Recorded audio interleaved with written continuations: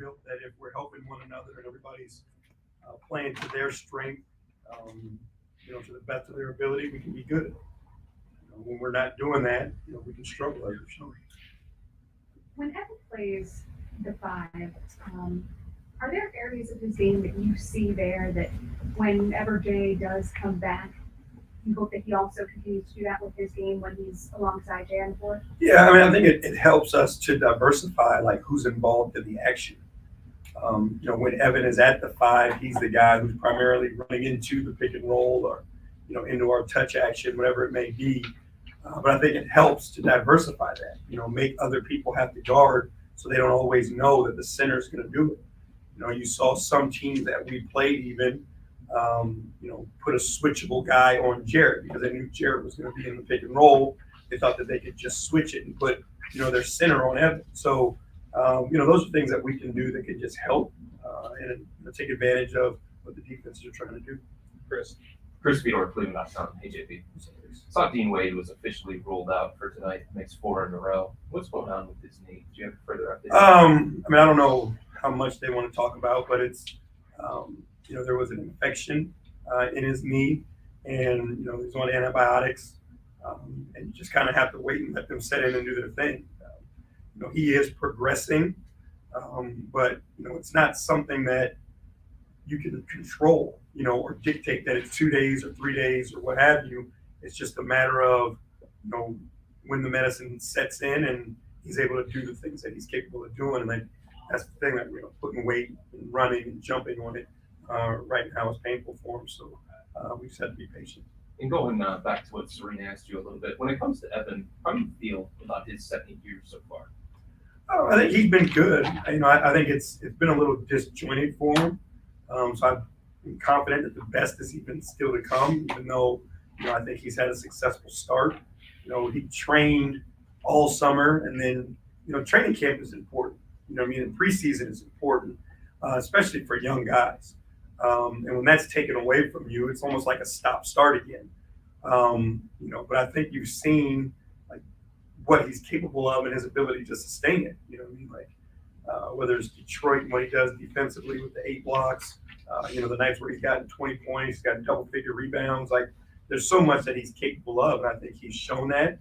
And, as a big guy, at some point in time, you only become as good as your guards allow you, right? So Darius being in and out, building a relationship with Donovan. So I think, I think he's been good. I think he's been consistent, but I expect him to get even better. Yes. Kelsey's the athletic. JB, is Jared available tonight? We'll see. Okay.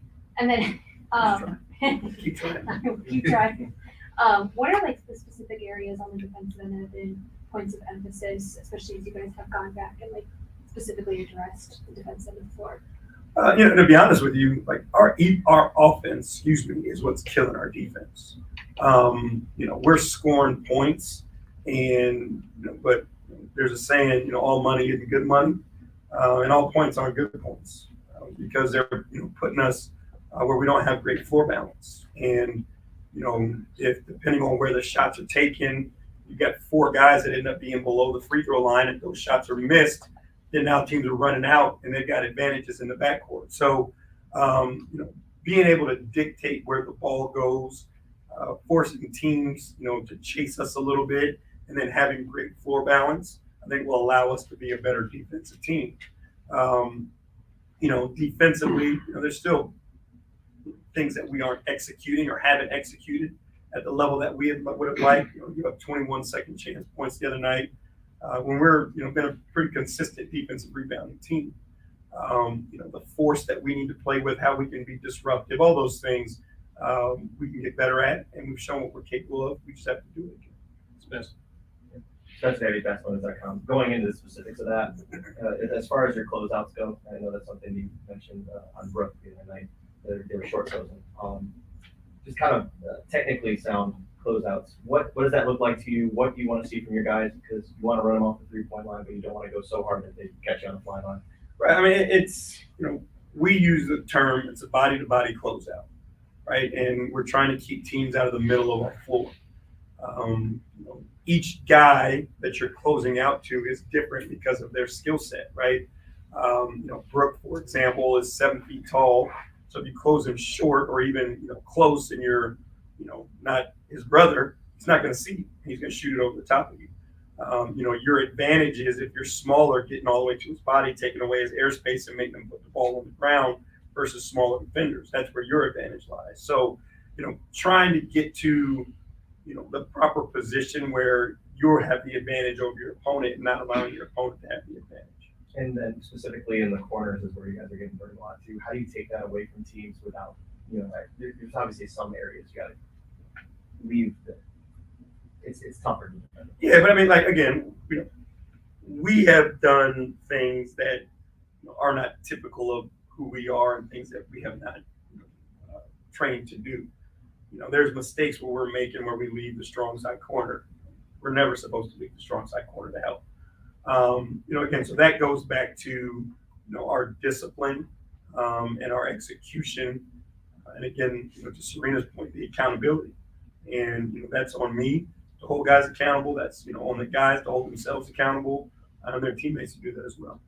Jason with the Athletic. Tell me if I'm wrong. You're wrong. It looked the other night in Milwaukee, when Darius and Don Crawford together, the ball was in Darius's hands almost exclusively. He was very much the point guard, and Don was the shooting guard. Was that by design? Did you expect it to be that way? And that's something where we're growing, right? Someone has to have the ball, right? To start and initiate the offense.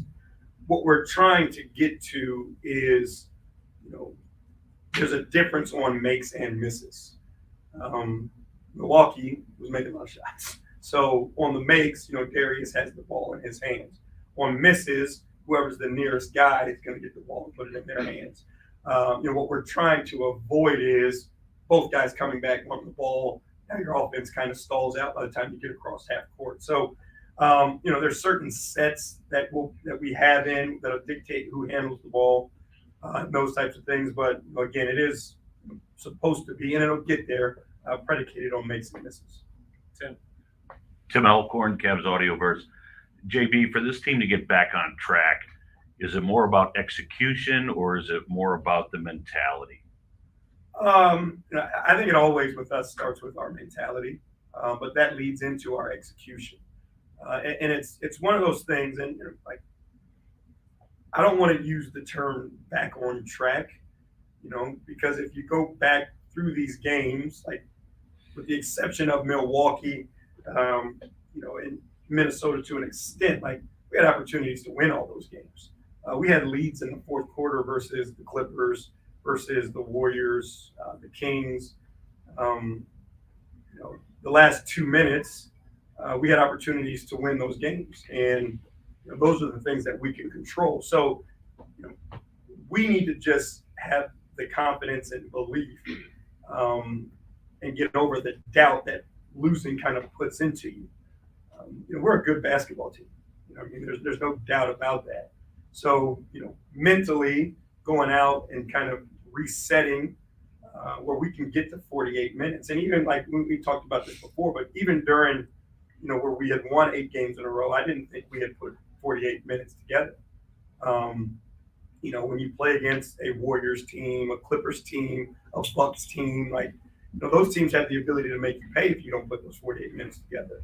So we're still working to get ourselves to that 48 minutes, but it starts here, and then the guys understanding and going out and executing what we need to get done. So what are the signs or the signals that you're looking for when you see that junkyard dog mentality, when you see that slipping? It's a physicality. It's an extra effort. It's a one more that we always talk about, whether it's offensively or defensively.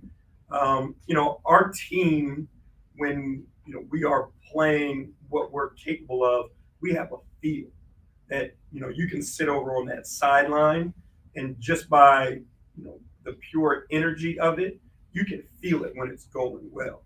I think one of the things that we've even talked about, and it's a little bit of trying to follow rules. Like when our team's at our best, you watch our bench and how engaged our bench is, right? Like our guys are standing up and into it. Fun Police kind of took some of that away from us a little bit.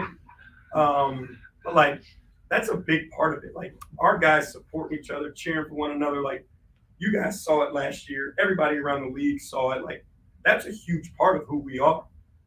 So we need to make sure that we're all together in that. And, we'll play within the rules, obviously. But you'll see our bench when they're a part of it and when we're playing at our best. Chris. JB, going back to what you were saying about Evan, and he is a big guy, and a lot of his game is predicated on the guards getting him the ball. I think about 70% of his made shots this year have been assisted.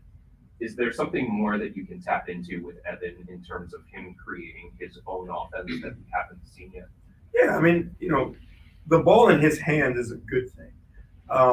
He's shown, especially versus switches already this year, how he can take advantage of mismatches.